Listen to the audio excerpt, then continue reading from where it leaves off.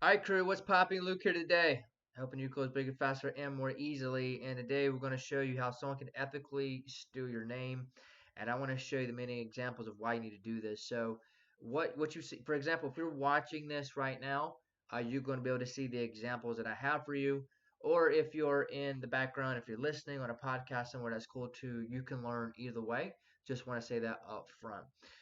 And also, for those who don't know, I have a website, luca.com. If you want to see all this in blog post form, you can actually read this as well, and as I break things down. So, to kind of, if you want to learn more about this, go to luca.com. And usually we'll have this the same day this is published, and you can see the breakdown online at luca.com as well. So let's break it down. What are we talking about? Where is this for? What is this good for? Luke, break it down what you're talking about. How can someone ethically steal my name online? What does that mean? So obviously you are dead to the world if you're not online. Definitely if you're selling something, right? And I wanted to show you how literally this could affect your business. So I'm a fan of iTicket. I'm a fan of selling high ticket items, and I think it's the fastest way to getting your goals with less stress. Now, a lot of people like the $19 a month model where it's low ticket, and they think everybody's going to sign up and they're just going to keep that bad puppy just popping every single month, and you can build up your residual. The problem is if you're not creating a solution that really helps people, it's not going to really matter much either way.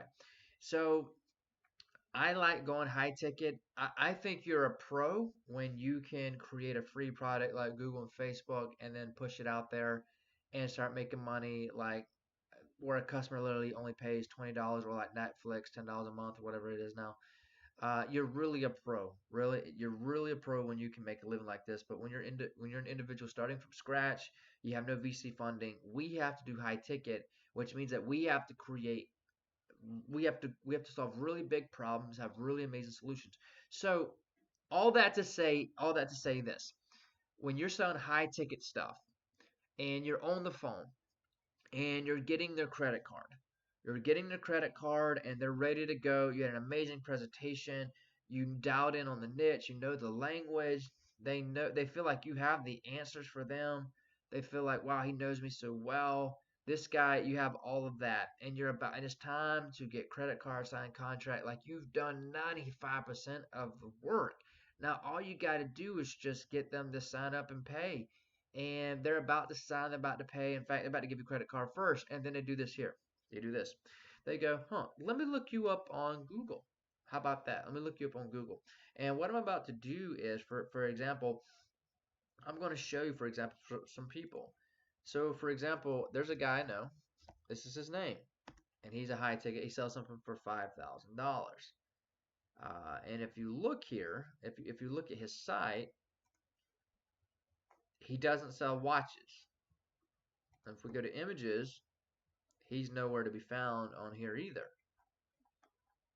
This is his name. Here he is right here for his name, Dan Henry. He's way down here. You click all. And now in the videos, you see him in the video somewhat, but the watches dominate his name. This is a situation. If you look, I can see if I can find it. Dan Henry. It is just so hard to find him. So for example, if and the reason and the dude he makes 7 figures. Okay, and you're like, well, Luke, he's making 7 figures. He's fine. Here's the problem. He is so heavily reliant on just ads, and ads are amazing. I believe a business should be powerful with their ads.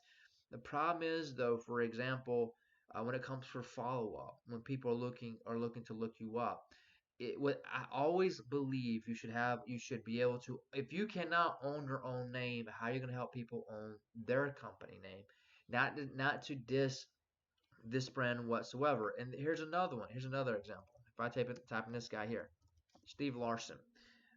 This is another $1 million company here, and if you type in Steve Larson, he pops up for OfferMind here. This is his company. Here's his website right here, and in fact, you can see him right here. And if you look right here, Steve Larson, you see his picture. Like he owns most of these links here. He owns most of these links, right? And he's got a lot of he's down with the content game. he's doing well. But if you look here, this is called a Google Knowledge Panel right here, and I've talked about the Google Knowledge Panels. Steve Larson, he was a sidekick of a guy named Russell Brunson. Russell Brunson runs over $100 million company a year where he created ClickFunnels. And so Steve Larson was his really like his beta, Russell's beta, showing you, hey, I took this guy. He's broke as I don't know what. Let me show you when I pour my training into him, what can happen. Russell Brunson poured in his training, and within months, this dude is firing up. He's building funnels. He was trained. He does really well. He leaves Russell Brunson and say, hey, I want to live these things you've taught me. I want to create a company. And Steve Larson turns his brand to $1 million company. Great job, Steve. And he runs heavily on ads. He still partners up with Russell Brunson. But the real power comes here. When you type in Russell Brunson right here, let me show you this here. Russell Brunson he owns his name. He owns his Twitter. He owns all this here. He's got books. He has his own Google panel. He has images in place here. Like he really owns his name very well, and that's why he has a $100 million company. So can you do 6, 7 figures without having this? Yes, you can. Is correct. But along the way, if you do not build your brand, you'll hit a ceiling, and you could fall out. Because what if ads don't work? Let's say that, for example, most of these guys run 100% of their business on Facebook ads, and it's coming. The Facebook slap is coming, and a lot of their accounts getting shut down. If they do not build a presence and a brand, they will lose. Direct response is how a lot of these guys are winning so good. They're winning so good. The problem is though, if they do not work on this while everything's good, their businesses will literally tank. Here's another one I'm going to type in. So Sam Ovens. Okay, this is another direct response advertiser. Now he is pro ads. He relies heavily in ads, but if we look at him, he has his own and he's done really well. He has his own Google panel here, and he runs. I don't even know. I don't even know and I know his net worth here is. Let's see. He claims he makes over $100,000 per day. So what? 30. Wait, that's bad. That is bad. I do not know. Hang on. So 30 million. Is he? This is so bad. I am. What am I? Can I be embarrassed for a minute? Okay, $100,000 a day. 1, 2, 3. So that means he claims to make uh 3 million a month is what he claims. Okay, makes sense. He claims that he makes $3 million a month. So $30 million a year. I gotcha. And so here you see he's heavy on ads, but the reason he's making $3 million a month is because he has tapped into building a brand. When you type in his name, Sam Ovens, people and so for example, the reason Steve Larson can do so well, and if you look at Russell Brunson, once again, Steve is depending on Russell's brand to do amazing. And I know Steve just separated, but it's why but because Russell has a strong brand, that's why Steve. But Steve just is new, so he's going to keep going. He's going to keep creating, and he's going to get to a place. He's going to do this. Perfect, great job, Steve. And I know he's working on it. But that this is what I want to tell you. This is my point in telling you all of this. Steve Larson has got a lot of work to do in order to have his. So there's another guy named Steve Larson who's an American cyclist. This man is not even. He has passed on. He's not. He doesn't even live. He died. He died in 2009. But yet this guy he has a name, Steve Larson, and he owns that name on Google. So for example, if Steve was to sell something for 10 grand and someone's on the phone and say, "Hey Steve, yeah, okay." Let's say he's talking to one of the salesmen, and the guy's like, "Yes, Mr. Salesman, I want to buy from Steve Larson. I believe everything you're saying." But I just typed into Google. Is he a cyclist? Is he dead? Because literally, if you look on my screen right here, all you can really see is Steve Larson, the cyclist, not Steve Larson, the funnel builder, or Steve Larson, the offer builder. Steve owns his links, but he doesn't really he don't own the authority on his name yet. And if you look in the images, I see nothing but pictures of a cyclist. That's what I see. So Steve does not even own his own name yet. He's not ready. He does not own his brand. I know it just came out, but I would recommend for him to start pushing for that. And look, guys, this is not something that you're just done with. You're always doing that, and he's about making money, and that's really where your focus should be. But if you're going to play the long game, you want to make sure that you own your brand name across all search engines, everywhere they type, you show up. Because if you don't, when you get on that phone and you start some high ticket, then look you up and like this, going to say, "Are you an American Cyclist?" No, I'm not. And they're going to be confused. You can tell me I can own my name, I'm going to do amazing business, but you can't even compete with a cyclist who's no longer here and alive.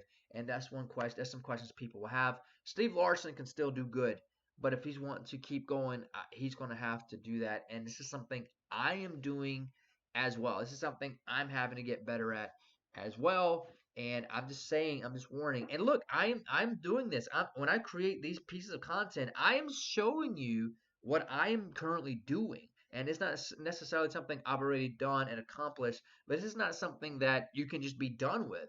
This is something you've always got to work on owning your brand, or someone's going to take it away. And this guy here, who doesn't even exist, if you look on the screen, Steve Larson's having to compete with American cyclists who no longer, who how do I say this nicely? He's gone. He doesn't live anymore, and that's something that he's going to this is something that Steve's going to have to work on if he can get that back, because this cyclist here, who is not even a marketer, owns his own name. And if you look here in the images, you see nothing but Steve Larson, the biker, right? And you see Steve a little bit, Steve Larson, the one that we're talking about. You see him just a little. I mean, you see him throughout a little bit, but he doesn't own it up here. And this is what people are going to see. So anyway, guys, I just want to give you a warning, a heads up. And the way you own this, the way you own this, you're convinced now you need to own your name on social media. I got you convinced. Perfect. That's great. How do you own your name? Start creating content. Start pushing it out. Make sure you've got your pictures titled under you. Make sure you've got stuff coming out about you. I see a lot of people creating content, but they don't have any content coming about them. You're like, look, well, I can't keep talking about myself. I can't have my name appear in a title all the time. And you're right, you can't always do that. But that's why getting on interviews and making sure your name's in that title and people are talking about what you've done. Look, I don't want to talk about myself, but you've got to. You've got to, if you want to appear here, if you want to appear when people type in your name, that's what you got to do, or you're going to lose major numbers.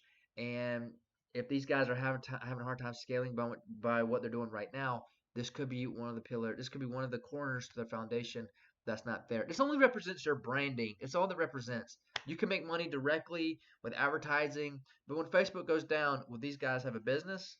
Probably not. And that's something that most businesses have to look at. Are they do they have multiple channels? Do they have multiple ways of making money? Do they have multiple ways of getting leads? And it's something we all need to think about, because the Facebook slap is coming, and it's already hitting people, but it's only going to get worse. And if we do not do this and be ready, people are ethically going to steal our name, and we're going to be done for, and affect our families, and I don't want that for you. So this Luke here today, helping you to close bigger, faster, and more easily by turning your business into a marketing lab. And also, this has been the Luke Guy Show, helping you to do those things here today, and just trying to prepare you for 2020. Guys, thanks so much for watching and listening here on the Luke Guy Show.